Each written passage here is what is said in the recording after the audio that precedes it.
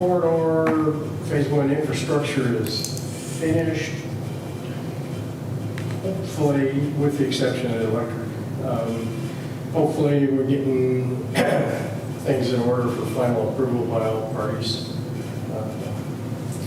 Wheatland's got some of the poles up, but not all, and certainly no conductors are hanging in the area. And as Lana said, since I wrote this, there have been a couple extra, or an extra potential prospect we're working on in addition to the ones in due diligence. Then I worked on a couple of separate commercial developments on the east side of the city. So we've got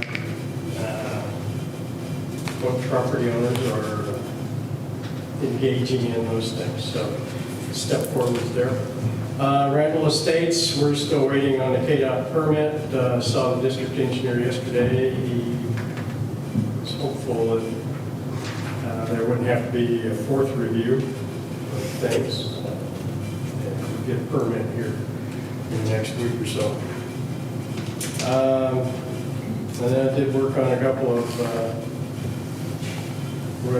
residential concepts for a couple of prospects. One of them I don't think is going to go anywhere, and the other one is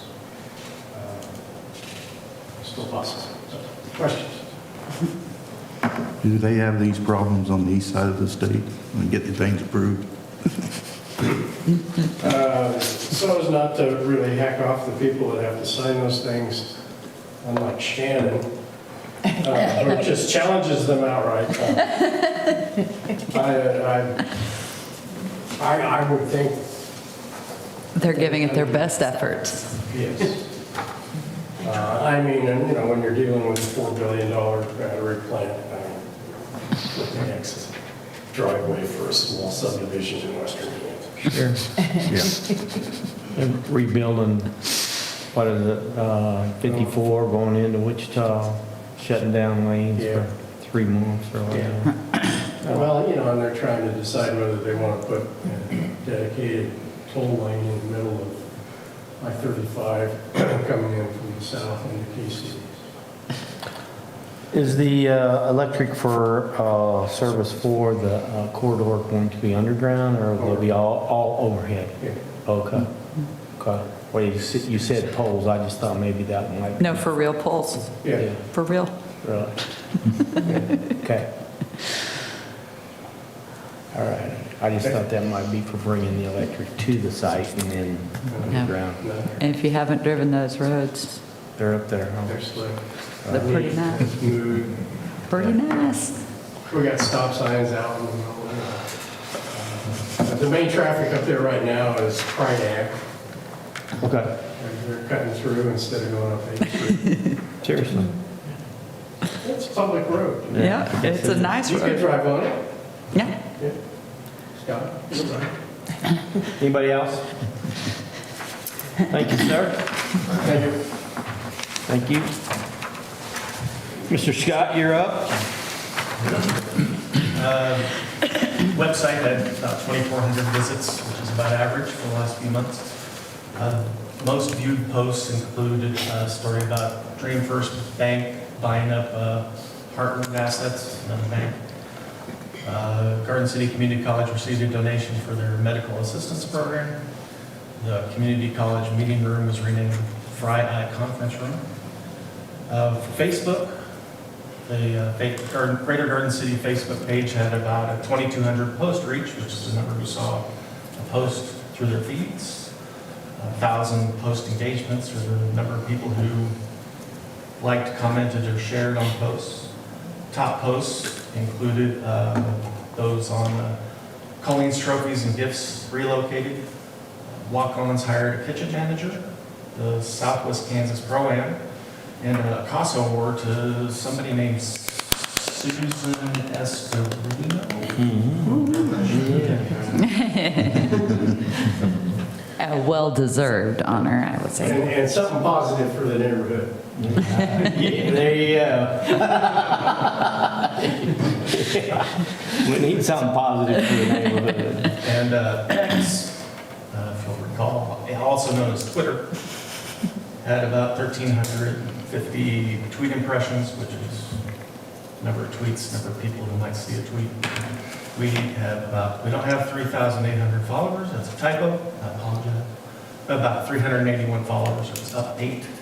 The top tweets included an article about the college and Seward County partnering on a CDL truck driving program, the theater production program restarting at Garden City Community College, and a lot of information about school starting.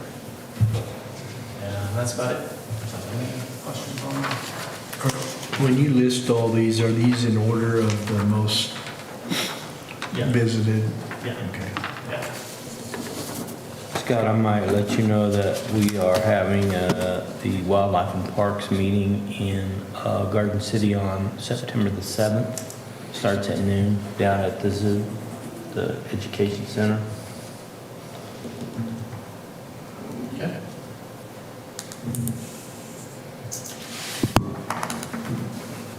Anything else for Scott? All right. Mr. Grant, it would be your turn. All right. Hi, everyone.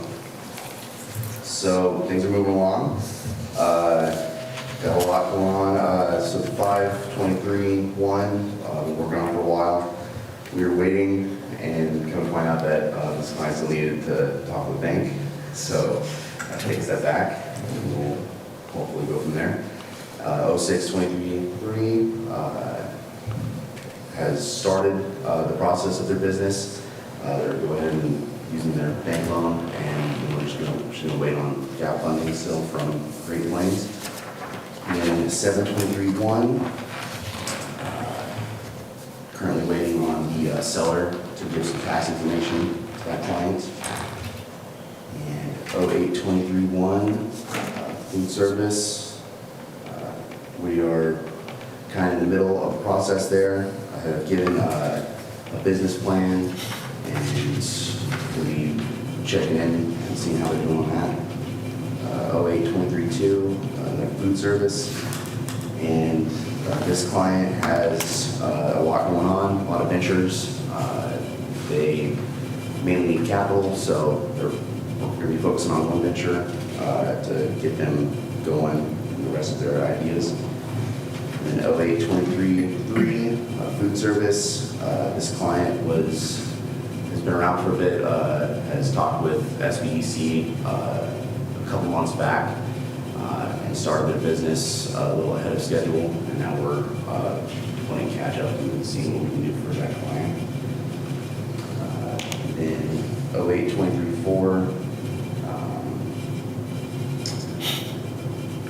going to be having a meeting with that client, initial meeting next month.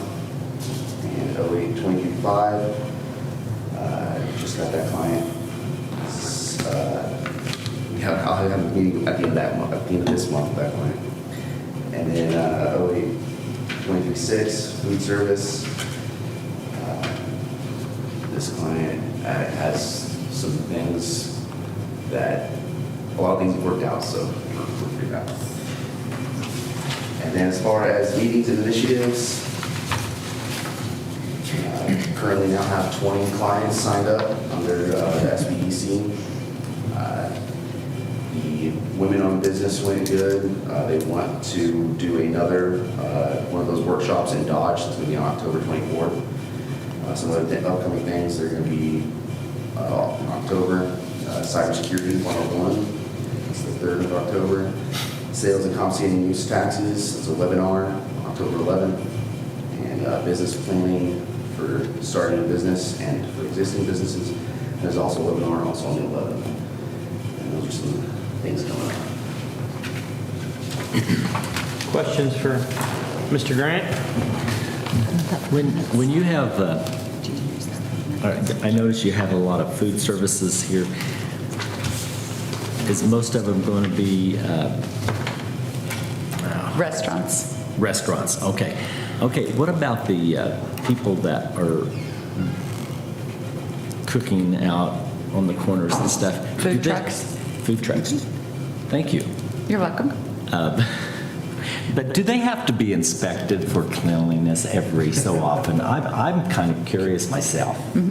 Yes, They do. yes, food trucks fall under the Department of Agriculture handles restaurant. He takes care of that? Department of Agriculture is over restaurant inspections and food truck inspections. Okay, It seems like it would be a KDHE thing, but it's a Department of Ag thing. thank you. So how often do they get an inspection prior to going into business and then a periodic thereafter? Or how's that work? Yes, and those reports are available to the public online through a Google search. Good. So for the food trucks that want to start up, can they come and talk to you too? Yeah. Okay. All right. Everybody else does. The city of Holcomb is going to, I think, try to do some food truck type deals over there. Oh, good. Have you guys reviewed the City of Garden City's food truck We have been. a permits? little bit, Yeah. Yeah.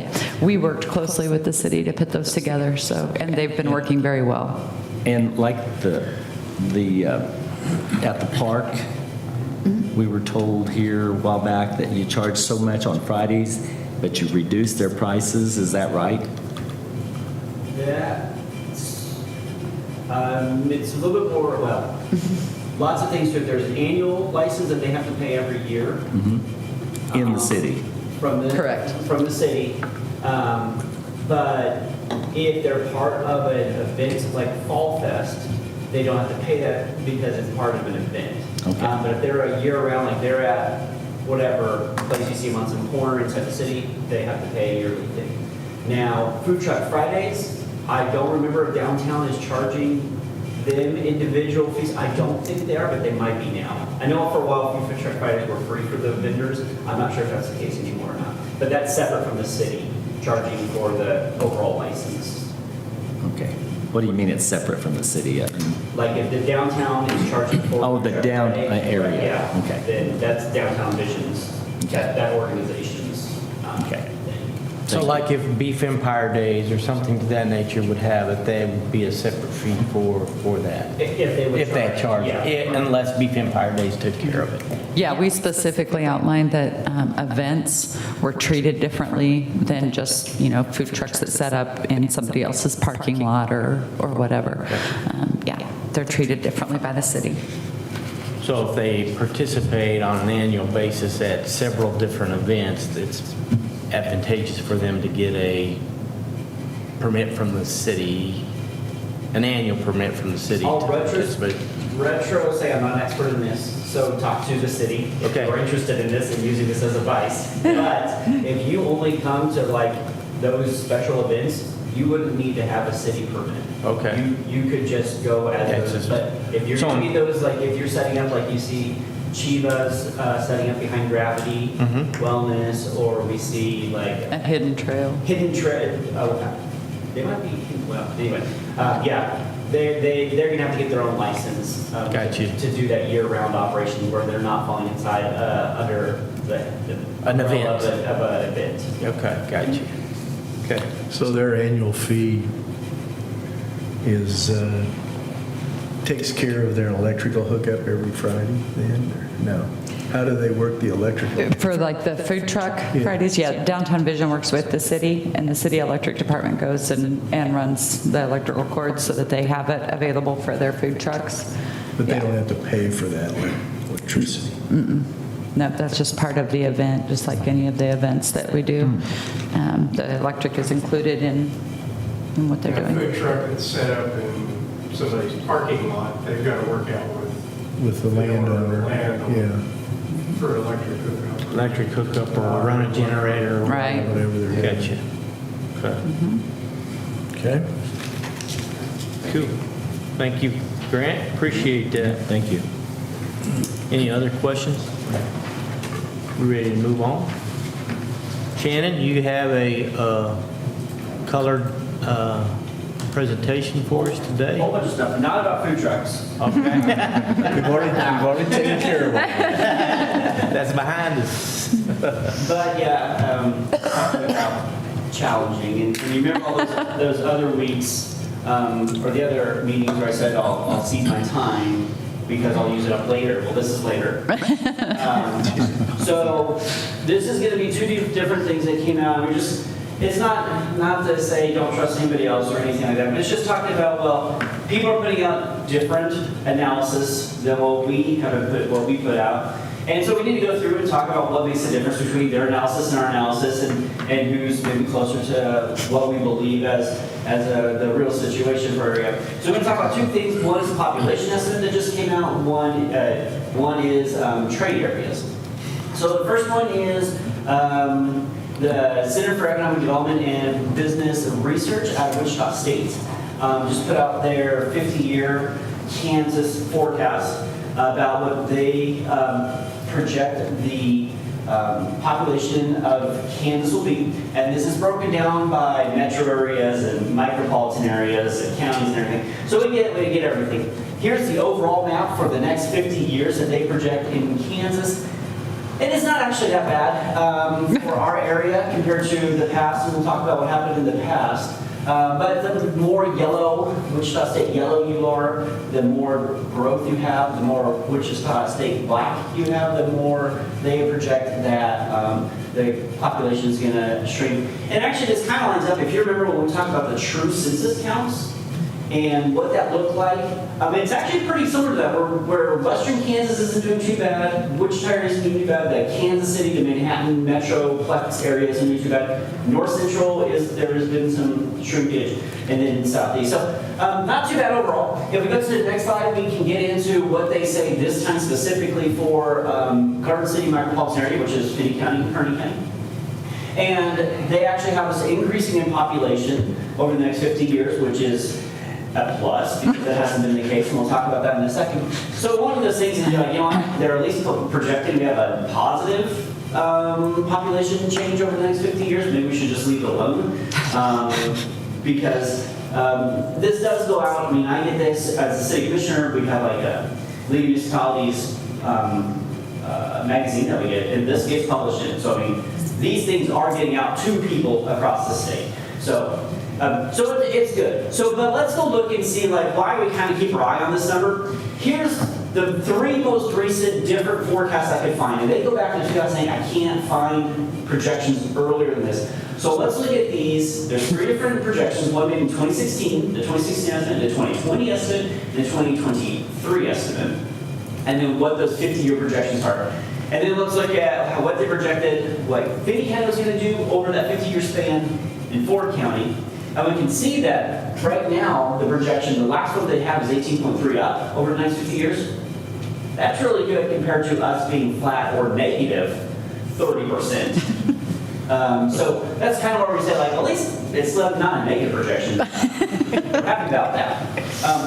But on Ford County, it's actually kind of been swinging in the opposite direction.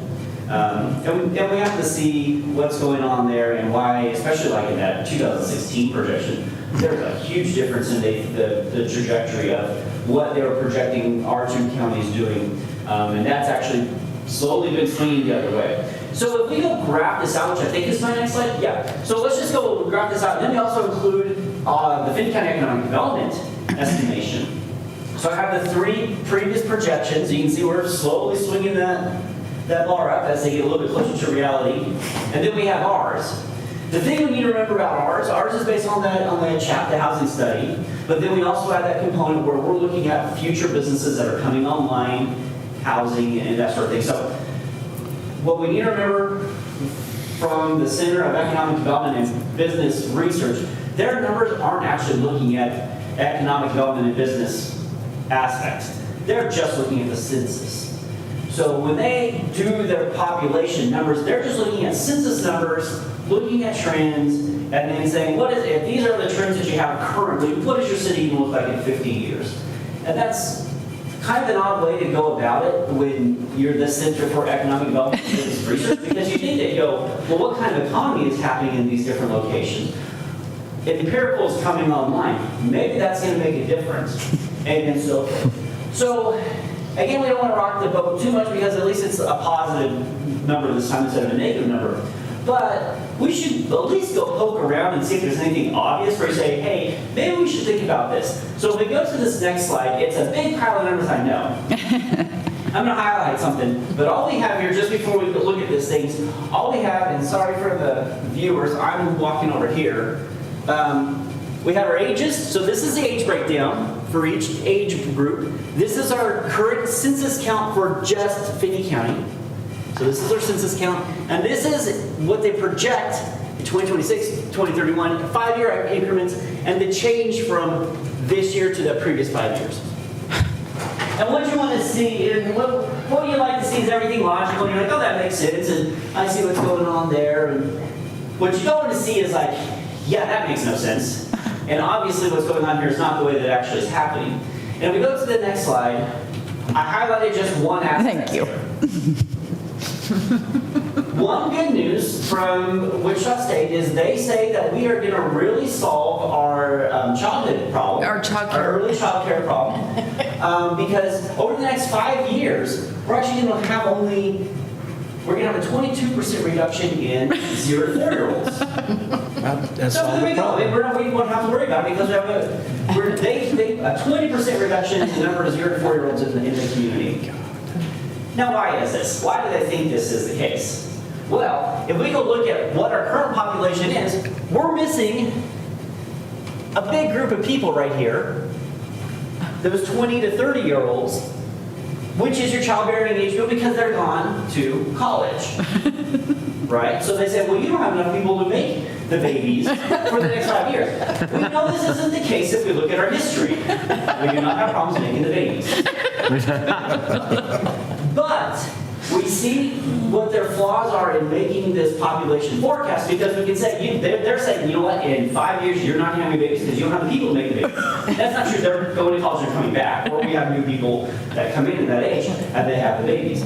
But we can see how they're making these projections because they are just aging up each of these brackets. Yeah, it's just a, They're going to say, nope, there's for some reason, you're just not going to have the 15 and 19-year-olds because you can have the babies this year because those people aren't here, right? So we can see that this is a really, I hate to say naive on camera because now we're actually being recorded. Rudimentary, perhaps? What's that? Rudimentary? Yeah, it's a really basic way to do population projections where you're not looking at what's actually happening in the community. You're just taking your slice of the community that you have right now and saying, well, in general, this is your age to have babies. They're not having babies. They're not going to have babies because you don't have them.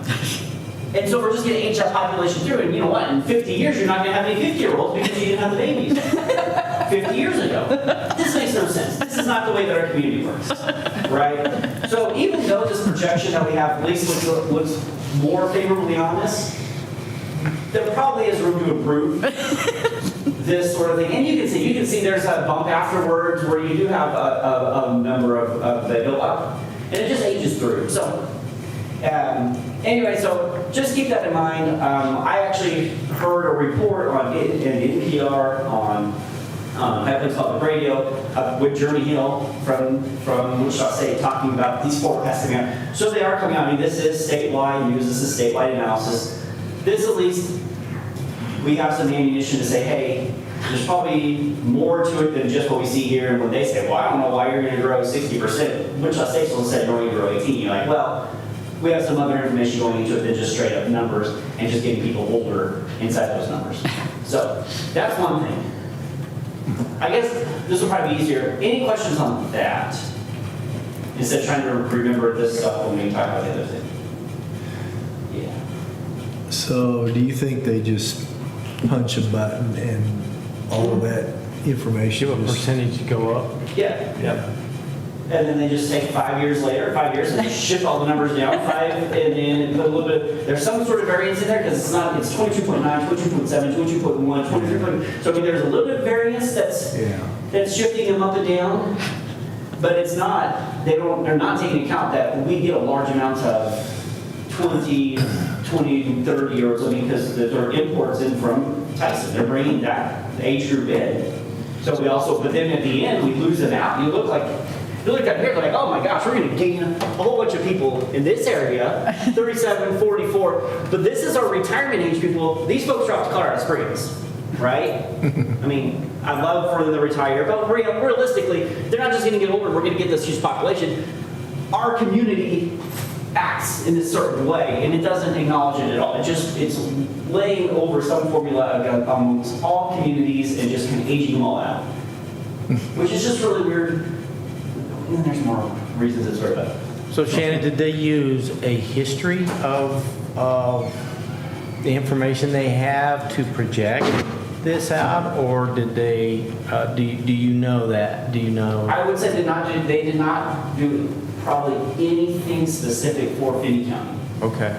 They might have done a little bit. I mean, again, there's some variation going on where it's not just always 22.9, it's 22.7. So there's something up and down. Okay. Maybe there's something in the model that is accounting for each community individually. If it is, it's definitely not weighted heavy enough. I mean, we just don't act the same way that Pratt acts, that Wichita acts, that McPherson acts, I can name all the cities. But I don't feel like this is a population projection. I don't feel like this is possibly the best population projection that you can get. So you could go online and see this projection for Ford counties? Yeah, you can do it for everyone. So if you go back to if you just go to CDBR and you can go check, go to one more for this line. You can go check all those things. You can look at any metro area. I mean, you can slice this data a whole bunch of different ways. It's really neat. Just underlying analysis is possibly that. So they don't have a history of the information that was done in the past, is that, or are able to show how far back it goes?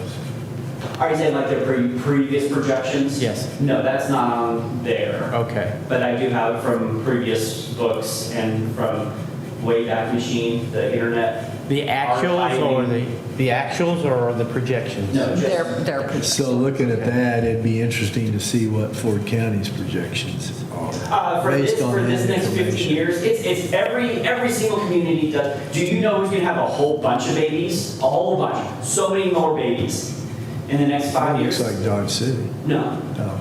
Manhattan, Lawrence. because that's where all of our 20 to 25-year-olds are. That's what I'm saying. It's just like, at least got positive results out of this. They're going to school for something. Learning how to make babies. Yeah. But I mean, it's just an easy way where you can just be like, yeah, this is what's happening. You can see because our community's down. We don't have the college students. Their communities are up. Okay. All right. We got that. Okay, next one.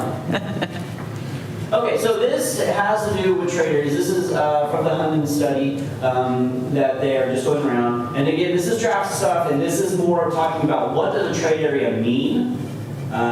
Just so if we have people bring up, hey, your trade area isn't as big as you said it was because we saw this other report where it isn't, kind of like the population thing, we can talk about this and we can say, well, this is the way they're measuring it versus the way that we've been measuring it. So if we go to, this is like page 47 in the report, they call this the Finney County True Trade Area. And this is actually placer data. So they're actually the place where we first heard of placer. So they are pulling placer data. But we need to understand, and I think they might need to understand a little bit more about what that placer data means. What this map is a map of the Walmarts in our area, and then the measure, the home location, the top 75th percentile of visitors.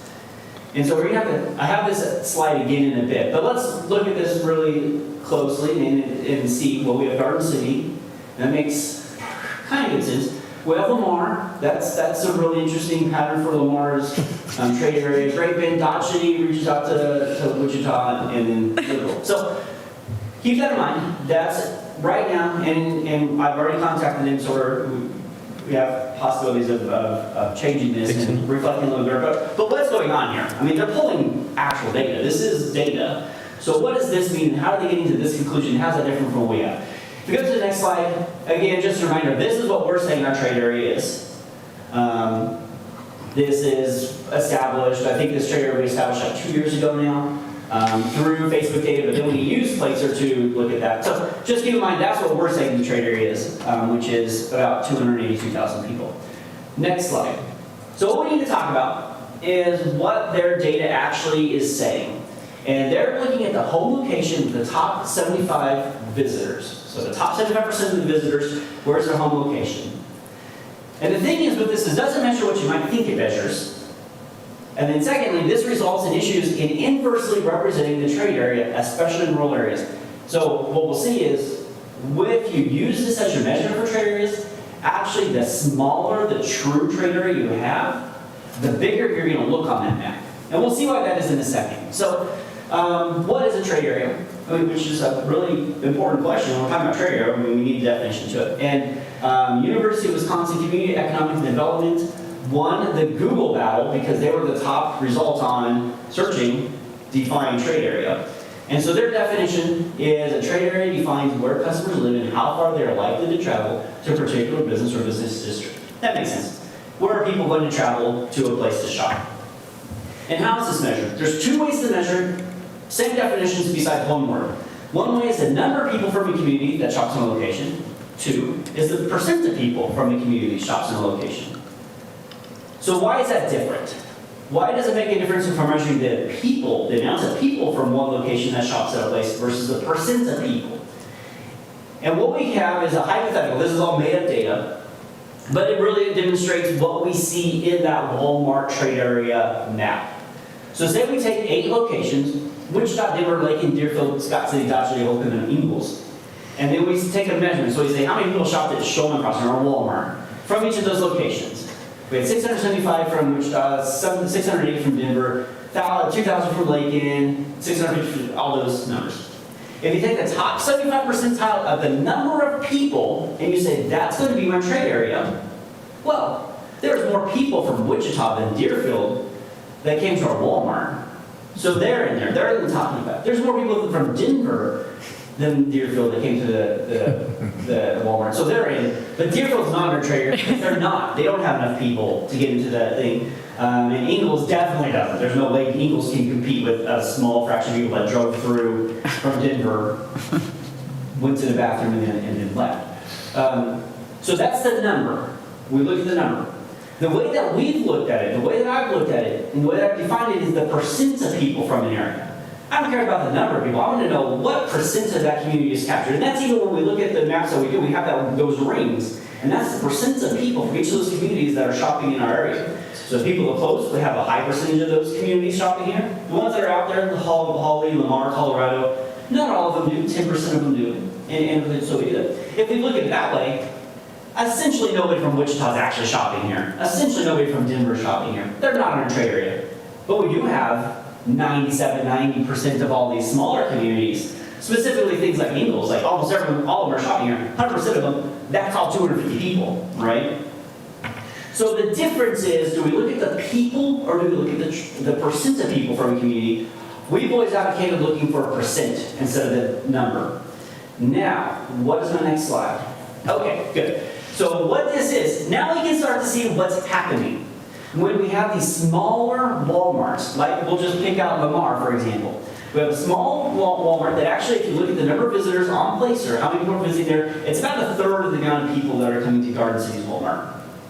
So we don't have that many people visiting there. So that number isn't very high, and those other communities aren't very high. But you are on a pretty big east-west road from the Front Range out to Garden City, Wichita, if you're going out east, Ozarks or Tulsa or Oklahoma. We can see this. We see what's happening. We can see everybody from the Front Range is driving through, stopping at Lamar, because they have a pretty decent bathroom there at their Walmart, because I've stopped there. And they go, no, it counts as a measurement of a person. But because Denver is so big, it overshadows what the true trade area is. Do we really think that people from Denver are shopping in Lamar's Walmart as part of the trade area? No. This is an artifact of using a number count instead of a percent count. If we look at the amount of percent of people from Denver shopping in Lamar's Walmart, they wouldn't be shaped this way. And the other way to think about it is if we had the same measurement for Walmart inside of Denver, the trade area would be super small because there'd be so many people from the little areas around, so many people because it's so densely populated, if you put them on the map, Denver's trade area would appear to be just a little dot for the little Denver metro area, right? So the smaller the Walmart you have, the bigger area you show up here, which is almost the opposite of what you think would be happening. You actually are kind of rewarded in this sort of measurement by having a small Walmart because it gets big, so it looks like you have Denver's population or Wichita's population. Great Bend also is in Wichita's population for, I mean, it doesn't make sense, right? So, the other question we need to have for this specific thing is does Walmart define our trade area? When we're talking about trade areas in the sense of people coming to shop, the kind of shopping that we talk about, when we're talking about building Shoreline Crossing and building all these things, is Walmart really the way we want to measure that? And so where should we look to see where people are willing to travel to shop? And what I project or propose is we use something that's actually a destination type of shopping. So let's look at the difference between Shoreline Crossing in Garden City versus Village Square Mall in Dodge versus Southgate Mall in Liberal, and compare those trade areas. Where are people going there? And this is a map that shows of each of the different areas, zip codes, where's the majority of them go. So it doesn't mean that they only go, so the bluish color is Shoreline Crossing. So the bluish, that means the most people in those areas go to Shoreline Crossing versus Southgate or Village Square. But then also that doesn't mean they don't go to the other ones. Like if you actually go look at all the green for Southgate, they go to Southgate the most often, but going to Shoreline Crossing is per capita. But this also starts to confirm what we originally thought. If we just look at this number based on some sort of comparable thing, not Walmart's where people have to go shopping for food, but go actual destination shopping, we start to see our numbers in our trade area be more logical about what we expect. And just for fun, I brought up our new, I think our last slide. Okay, so that really jives with what we see there. And what's fun is, when we first started to pull placer data on Shoreline Crossing, we were getting that 282,000 people were shopping there. That number was being reflected by how many unique people were shopping at Shoreline Crossing. This was pulled out, we started getting in January, so that was January. If we look at our data now, we're up to 340,000 unique visits over the last 12 months. So when we're talking about 282,000 as a trade area, our population, we're up. Look at the year over year how Shoreline Crossing has been. We're up even that. So we're even growing more than you think. And one last thing, because I think my 5 minutes is up. I'll hold on, go back thing. We have 3.1 million visitors to Shoreline Crossing.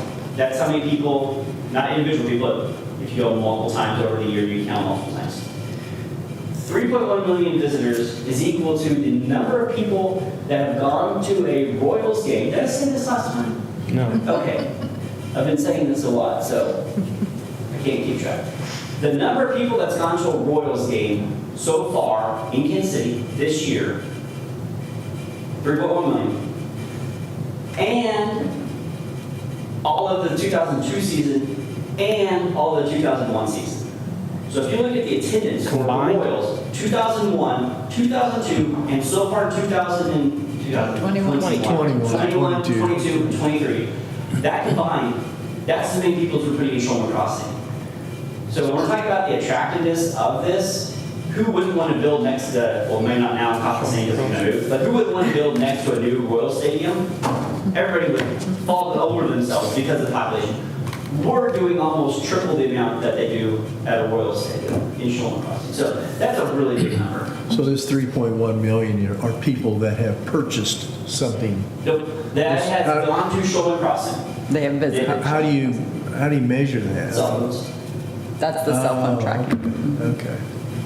And That doesn't necessarily mean they purchased stuff. but 341,000 unique. I bet 75% of them have purchased something though. And not only that, if we look at our sales per square foot, we're better than the average because they're not just coming to purchase, they're coming and they only want to purchase like Sam's Club. Sam's Club doesn't count in here because it's Shoreline Crossing, but if we think about Sam's Club and you think about people coming in from these communities, they're not doing their daily purchases, they're doing their monthly purchases. Yep. So we have a pretty high average tickets compared to a metro area. So, And- anyway, And if they're coming from out of town, there's a reason why they're coming is to purchase something. Yes, this is their destination, they're not driving passing through. through, yeah. They're not, yeah. Anyway, so if that comes up, we at least know, you can at least have some information about the differences in how we're measuring trade area versus how this is measuring trade area, and I feel we're a little bit more confident in what we're seeing in how we're doing it versus what So others do. how do our Walmart bathrooms compare to Lamar's? I don't go to Walmart. Okay. Apparently, unless he goes to the bathroom on the road, I'm in the water. Shannon, refresh my memory on how the placer works. How do they determine where these people are coming from? Is it just based on where that cell phone spends most of its time? or- Yeah, so it establishes a home, and it will Okay. switch where your home is, and that's where your cell phone lives at night. Okay. So it That's has- where it sleeps. That's where it sleeps. Yeah. And it will They might be automatically able to update those numbers. So that's why when we're talking about using Pacer as a way to measure how many people actually are living in Finney County, we can do that because it's always updating it. So things that Census has problems with, things like the pilot car guys, who are going to still be registered living in Georgia, they're still going to be voting in Georgia. They're living- But for the affected population of Finney County, they're here 6 months out of the year. Indefinite. Yeah. 8 months out of the year, or whatever. How do they do that when every kid has a phone? Where it has. You know, every kid has a phone. They have 4 kids and to parents, there's 6 people by the phone and per household. How does So it it? is doing individual. But we're measuring people, not households. Right. Yeah, Okay. yeah. So it's literally looking at the number of phones, and then I mean, you really don't want to listen to me more, but what it's doing, because the opposite question, that's the more, what do they do about it, is not everybody has a phone. So how do they account for the people that don't have phones? And so what they do is they look in your census tract area, and they say, the census says there's, we'll say like 100 people there. They look at how many phones are living there at night, and they say, well, there's 80 phones there, but we know there's 180 people, or 100 people. So for every one phone that leaves, it's not 1 to 1, it's 1 to 1.2 that goes out. And that's how they track those, the people that don't have phones. Is they know how many people are, no, because they're using the census, but they know how many people should be there, and they use that to track. So, I mean, your kids that don't have phones get tracked that way, get counted that way when they go. So, but like, so my household, 5 people, 3 phones. When we go somewhere with the 3 phones of my wife and my kid, it gets counted as 5 people when we go to Popeyes, because they know there should be 5 people in my household. So, more math than that, but that's basically what happens. Good information. So is that why you guys are getting new phones? The data that So he it's can like collect and then burn it up? Yeah, we're just going to take them everywhere. Thank you, Shannon. Any other questions for Shannon? I'm sorry. Before he sits down. No? Does that count burner phones and stuff too? There's a lot of things they do and don't count, and it's based on a lot of different things. So I would say burner phones, probably not. 85% chance burner phone stuff aren't counted. They're not on the face of the earth. All righty. Thank you so much, Shannon. Any other questions? All right. New business. To my knowledge, I don't think we have any new business unless someone brings something up. Okay. Old business. Do we have any old business we need to discuss? Okay.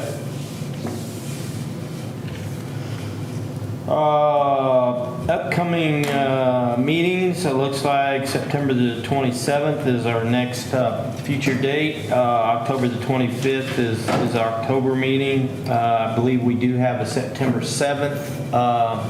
What is that? The meeting with Chrysler or the folks, the workforce The workforce meeting, the Southwest Kansas Career Showcase meeting. Yes. Yeah, we're not attending that one as our one that we get to be at. Two here we have here. We're going to do the healthcare one that's going to be at the exhibition building.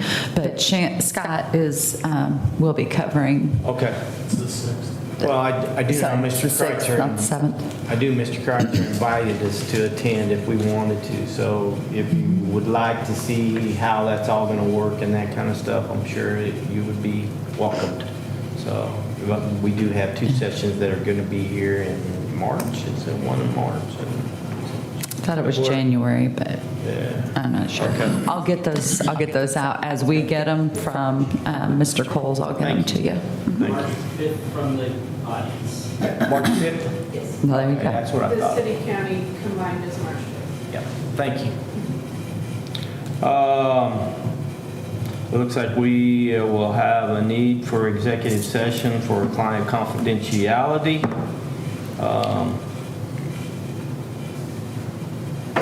10 minutes, 20 minutes, 30 minutes? 30 minutes? I would say 15 minutes. Okay.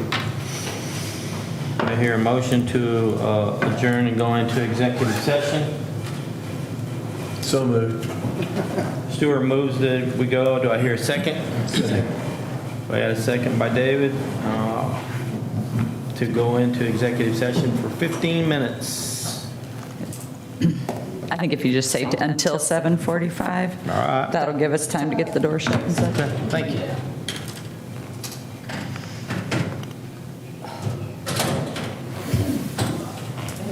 Yes.